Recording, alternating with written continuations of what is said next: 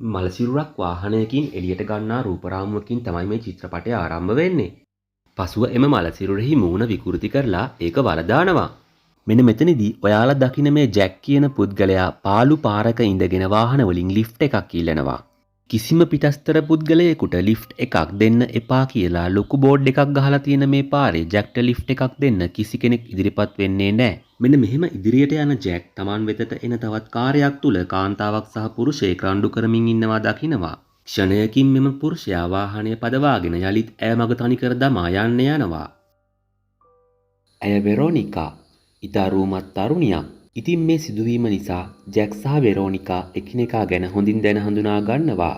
කොල්ලකරුවන් පිරිසක් තමාගේ වාහනය සහ මුදල් කොල්ල කෑ බව ජැක් ඇයට පවසනවා.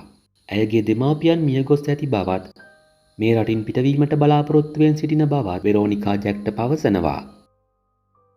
කොහොම හරි මෙයාලට යන්න වාහනයක් ලැබුණේ නැති හින්දා එදා රාත්‍රිය පාර අයිනේ පොඩි කැලෑවක ගත කරන්න මේගොල්ලෝ තීරණය කරනවා. වෙරෝනිකා ඇයගේ අත්තකුරින් ලියන ලද යමක්ද මේ රාත්‍රියේදී ජැක්ට පෙන්වනවා. ඉතින් පහුවදා උදේ ජැක් නැගිටලා බලනකොට වෙරෝනිකා පේන්න නැහැ. මෙයා කලබල වෙලා වෙරෝනිකාව හැම තැනම හොයනවා. මේ අතරේ පුංචි විලක දිය නාන වෙරෝනිකා යලි මොහුට හමු වෙනවා. ඉතින් මේ දෙන්නම එකතු වෙලා නෑවට පස්සේ යලිත් පාර දිගේ Tamanගේ ගමන ආරම්භ කරනවා. ටික වෙලාවකට පස්සේ බලාපොරොත්තු නොවෙච්ච විදියට එක කාර් එකක් ඇවිත් මෙයාලා ළඟ නතර කරනවා. ඒ කාර් එකේ ඉන්න මිනිස්සයා කියනවා යාට පුළුවන් දුර මෙයාලව අරන් යන්නම් කියලා. නමුත් වෙරෝනිකා මේ මිනිස්සයා ගැන තරම් කැමැත්තක් දක්වන බවක් පේන්නට නැහැ. මෙයාගේ නම තමයි ග්‍රිසර්ඩ්. එයා මේ පළාතෙම කෙනෙක්. ඔහුට තරම් ඉංග්‍රීසි කතා කිරීමට නොහැකි බවත් ඔහුගේ බිරිඳ කලක් එංගලන්තයේ ජීවත්ව සිට ඇති නිසා ඇය ඉංග්‍රීසි කතා කරන බවත් පවසා මොහු තම නිවසට යෑමට මොවුන් දෙදෙනාට ආරාධනා කරනවා. මොහුගේ ආරාධනාව ඉවත දැමිය නොහැකි ජැක් අකමැත්තෙන් වුණත් එහි යන්න කැමති වෙනවා. කොහොම හරි මෙයාලා ඉක්මනින් ළඟා වෙනවා ග්‍රිසර්ඩ්ගේ ගෙදරට. ග්‍රිසර්ඩ්ගේ නෝනා මේරි මෙයාලව ආදරයෙන් පිළි අරන් ජැක්ට එයාගේ කාමරය පෙන්වනවා. මේ අතරේ ග්‍රිසර්ඩ් වෙරෝනිකාටද කාමරයක් ලබා දෙනවා. ගොඩාක් මහන්සි වෙලා හිටපු නිසා ජැක්ට ඉක්මනින් නිින්ද යනවා. ආපහු මෙයා අවදි වෙනකොට ගොඩාක් රෑ වෙලා. මෙයා දකිනවා එක පෙට්ටියක ග්‍රිසර්ඩ් කියලා ලියලා තියෙනවා. ඉතින් ජැක් මේක ඇරලා බැලුවම ඒක ඇතුලේ පින්තූර කීපයක් තියෙනවා. එක පින්තූරයක් ග්‍රිසර්ඩ් සහ ඔහුගේ බිරිඳ ඉන්නවා. අනෙක් පින්තූර දෙකක කුඩා ගැහැණු ළමයෙක් සහ පිරිමි ළමයෙක් දක්නට ලැබෙනවා. මේක දකින ජැක් හිතනවා මේ ගෙදර ග්‍රිසර්ඩ් සහ මේරි තනියම නෙවෙයි ඉන්නේ කියලා. නමුත් ඔවුන් දෙදෙනා හැර වෙන කිසිවෙක් ජැක් මෙනියුසේ දුටුවේ නැහැ.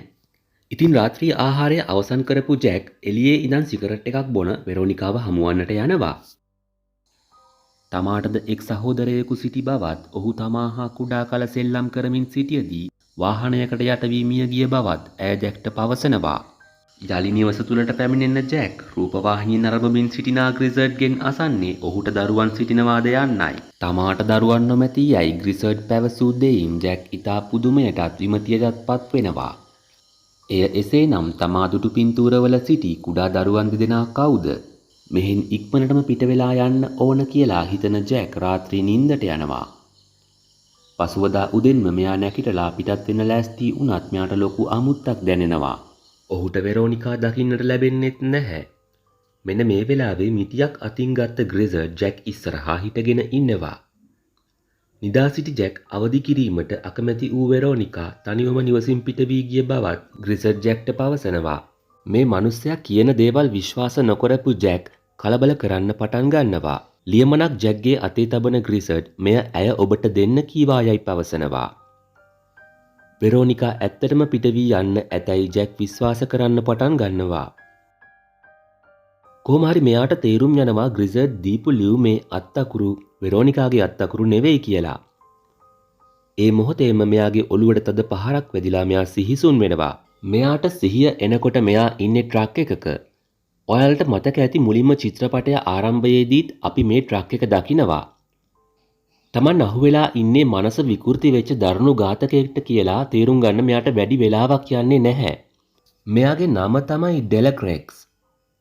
මෙන්න මේ මිනිස්සයා දීපු කෑම එක කෑවේ නෑ කියලා ජැක්ගේ කකුලේ ඇඟිල්ලක් පවා මේ මිනිහා කපලා වෙන් කරන්න හදනවා. මෙන්න මෙතනදී මේ මිනිස්සයා ජැක්ගේ පින්තූරයක් ලබා ගන්නවා. පස්සේ මේ මිනිස්සයා ජැක්ගේ කට පටි වලින් තද කරලා බැඳලා ජැක්ට එන්නතක් විදීමට උත්සාහ කරනවා. මෙන්න මේ වෙලාවේ තමයි මේ මිනිස්සයාට තේරුම් යන්නේ තමන් ගේ ඇතුලේ ලිප නිවලා නැහැ කියලා.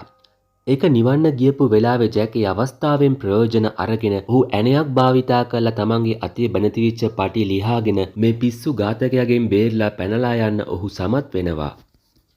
මෙයා ඊට පස්සේ කෙලින්ම යන්නේ ග්‍රිසඩ්ගේ ගෙදරට. එතනදී මෙයා දකිනවා ග්‍රිසඩ් සහ ඔහුගේ බිරිඳ වාහනයට නැගලා කොහේ හරි යන්න හදනවා.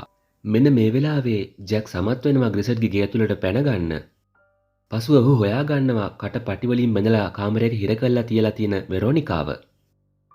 මෙන්න මේ වෙලාවේ ඔවුන් දෙදෙනාම නොසිතූ පරිදි ග්‍රිසඩ් සහ මේරි යලි නිවසට පැමිණෙනවා. මෙන්න මෙතෙන්දී Tamanගේ ආරක්ෂාවට මිටියක් දාතට ගන්නා වෙරෝනිකා මේරි සහ ග්‍රිසඩ් මුලා කර ජැක් සමග නිවසින් පැන යනවා. කොහොම හරි මේ දෙන්න පැනලා ගියා කියලා දැනගන්න මේරි සහ ග්‍රිසඩ් කලබල වෙනවා. මෙන්න මේ දෙන්න කාර්ය පදවාගෙන වෙරෝනිකා සහ ජැක් පසුපසින් තැනිතලාව දිගේ වාහනය පැදවගෙන යන හින්දා ඇත්තටම වෙරෝනිකා සහ ජැක්ට කර කියා ගන්න දෙයක් නැති වෙනවා. ඔවුන් වතාවකදී තමන්ගේ අතේ තියෙන තුවක්කුවෙන් වෙරෝනිකා ග්‍රිසඩ් සහ මේරිට වෙඩි තියනවා. කොහොම වුණත් වැඩේ අතාරින්න අකමැති වෙච්ච වෙරෝනිකා මෙන්න මේ වෙලාවේ ජැක්ගේ අතින් ඇදගෙන එක්තරා පාළු නිවහනකට යනවා. ඔවුන් එහි හැංගෙන්න තීරණය කරනවා. මෙන්න මෙතනදී කවුරුත් නොසිතපු දෙයක් වෙන්නේ. මේගේ අයිතිකාරයා තමයි ඩෙලක්‍රේක්ස්. පිහියක් අරන් එන ඩෙලක්‍රේක්ස් ඉස්සරහට මෙන්න මේ වෙලාවේ වෙරෝනිකා තුවක්කුවක් දික් කරගෙන යනවා. නමුත් නොසිතූ පරිදි ඇය තමාටම වෙඩි තියා ගන්නවා. මෙන්න මේ වෙලාවේ ජැක් ඩෙලක්‍රේක්ස් ඉස්සරහට තුවක්කුවක් දික් කරනවා. ඒ වෙලාවේ පස්සෙන් පස්සට ගිහිල්ලා එතනින් පල්ලෙහාට වැටෙන ඔහු ලොකු උලක් පපුවේ ඇනිලා මිය යනවා. කොහොම නමුත් ඇය සැලසුම් කළ දේ නම් නෙවෙයි කියලා පැහැදිලි. කොහොම නමුත් ඩෙලක්‍රේක්ස් මිය ගිය ආකාරය ගැන තෘප්තිමත් නොවන වෙරෝනිකා උල් පිහියක් රැගෙන ඔහුගේ පපුවට තදින් පහරක් එල්ල කරනු ලබනවා. මෙන්න මේ වෙලාවේ ග්‍රිසඩ් සහ මේරි කැබින් එක තුලට පැමිණෙනවා. ඔවුන් වෙරෝනිකා සමග ප්‍රංශ භාෂාවෙන් කතා කරනවා.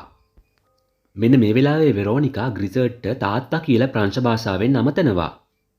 ඇත්තටම ඔහු වෙරෝනිකාගේ පියා. කොහොම හරි මේ වෙරෝනිකා මුල ඉඳලම ජැක්ට බොරු තමයි කියලා තියෙන්නේ. ඒ වගේම ග්‍රිසඩ් උනත් ජැක්ට කිසිම වෙලාවක ඇත්ත කිව්වේ නැහැ. මේ එයාගේ දුව කියලා ඔහු කිව්වේ නැහැ. මෙන්න මේ ආකාරයෙන් අපි වෙරෝනිකා ගැන කිව්වොත් ඇය එක්තරා ආකාරයක දාම මිනිමරුවෙක්. ඇයට පොඩි හේතුවකදී වුණත් ඕනෑම කෙනෙක් මරා දැමිය හැකියි. ඇත්තටම මෙයා මෙයාගේ සහෝදරයාත් ඉතා කුයුරු විදියට ඝාතනය කරලා තියෙනවා.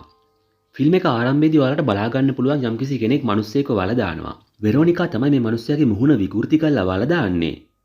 අවසනාවකට මේ හැම දෙයකින්ම පිස්සු වැටලා වගේ ඉන්න ජැක්ට කිසිම දෙයක් අහන්න උවමනා වෙන්නේ නැහැ.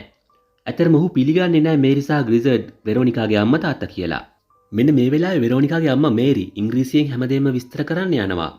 ඒ වෙලාවේ තුවක්කුව අතර ගන්න වෙරෝනිකා ඇගේ මුහුණ හරහා දැඩි පහරක් එල්ල කරනවා. ඇය සිහිසුන් වෙනවා. පස්සේ මෙන්න මේ නපුරු කෙල්ල පටියක් අරගෙන තාත්තයි කට තද වෙනකන් අලවනවා. අවසානයේදී මේ අම්මටයි තාත්තටයි කර කියා ගන්න දෙයක් නැතිව බලා ඉඳී මැරෙන වෙන දෙයක් ඉතුරු වෙන්නේ නැහැ. චිත්‍රපටය ඉවර වෙන්න කලින් ඉතින් මේ කෙල්ල අම්මගේ තාත්තගේ වාහනේ අරගෙන ජැක්ව මේ රටින් පිටතට අරගෙන යනවා. ඔහු ඊටම සන්තෝෂයෙන් ඉන්නේ. ඔහුට කිසිම අදහසක් නැහැ තව සුළු මොහොතකින් මෙන්න මේ ගෑණිය එයාව මරලා දානවා කියලා. ඇත්තටම අපි මේ චිත්‍රපටයේ මුලට ගියොත් මෙන්න මේ ජැක් පාරේ ඉඳගෙන ලිෆ්ට් එකක් ඉල්ල ඉන්න වෙලාවේ පාරේ එක්තරා මාර්ග සංඥා පූර්වයක් පෙන්නනවා. ඒකේ කියලා තියෙන්නේ කිසිම කෙනෙකුට ලිෆ්ට් එකක් දෙන්න එපා කියලා. මෙන්න මේකෙන් කියලා තියෙන්නේ වෙරෝනිකා ගැන. වෙරෝනිකා හැකි හැම විටම තමන්ගේ දෙමව්පියන්ගෙන් මිදිලා පැනලා යන්න උත්සාහ කරලා තියෙනවා. ග්‍රිසඩ් තමයි මෙන්න මේ බෝල්ඩ් එක ගහලා තියෙන්නේ. කවුරු මේ පාරේ තනි වෙලා හිටියත් කිසිම කෙනෙක් ලිෆ්ට් එකක් නොදෙන ආකාරයටයි ග්‍රිසඩ් මේ වැඩේ කරලා තියෙන්නේ. ඔහුගේ මූලික අරමුණ වෙලා තියෙන වෙරෝනිකා මේ පළාතෙන් පිට වෙලා යන එක වළක්වන එකයි. මේ පාරේ සිදුවෙන මරණ ප්‍රමාණය අඩු කරලා තමන්ගේ දුව සිරගත වෙන එකෙන් වළක්වා ගැනීමටත් මෙන්න මේ දෙමව්පියන්ගේ අරමුණ වෙලා තියෙන්නේ. තවදුරටත් ඔවුන් මේ ඩෙලක්‍රේක්ස් කියන මස් කපන්නව පාවිච්චි කරනවා ජැක්ව කොහෙෝ ඈතකට ගෙන ගොස් දමන්න. ඇත්තටම මට මෙතනදී හිතා ගන්න බැරි එකම කරුණ තමයි ඇයි මේරිවත් ග්‍රිසඩ්වත් ජැක්ට කිව්වේ නැත්තේ තමන්ගේ දුව වෙරෝනිකා මිනිමරුවෙක් කියලා. සමහර විට ඔවුන් හිතන්නේ නැති ජැක් ඔවුන්ට වඩා වෙරෝනිකාව විශ්වාස කරනවා කියලා. ආයෙම මේ වගේ ලස්සන චිත්‍රපටයක් අරන් ඔයගොල්ලන්ව හමුවන්න එන්න බලාපොරොත්තු වෙමින් මම මූවී රිකැප්ඩ් ඔයගොල්ලෝ සමුගන්නවා.